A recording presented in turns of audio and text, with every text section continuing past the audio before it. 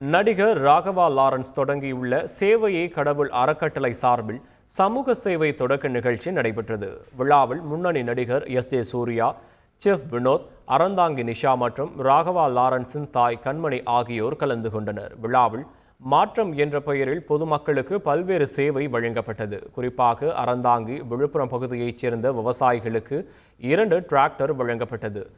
இந்த அமைப்புடன் நடிகர் பாலா உட்பட மேலும் பலர் இணைய உள்ளதாக லாரன்ஸ் தெரிவித்தார். Kolamaavu Kokila, doctor piece, Jailer திரைப்படங்களின் இயக்குனர் நெல்சன் திலீப்குமார் புதிய தயாரிப்பு நிறுவனத்தை தொடங்கியுள்ளதாக அறிவித்துள்ளார். ஃபிலமெண்ட் பிக்சர்ஸ் என்று பெயரிடப்பட்டுள்ள இந்த நிறுவனத்தில் அனைத்து ரசிகர்களையும் ஈர்க்கும் வண்ணம் தரமான படங்கள் தயாரிக்க திட்டமிட்டுள்ளதாக நெல்சன் தெரிவித்துள்ளார். மேலும் தனது நிறுவனம் தயாரிக்கும் முதல் படம் குறித்த அறிவிப்பு மே 3ஆம் தேதி வெளியாகும் என்றும் நெல்சன் திலீப்குமார் அறிவித்துள்ளார். செய்திகளை உடனுக்குடன் தெரிந்து கொள்ள உடனே சப்ஸ்கிரைப் பண்ணுங்க.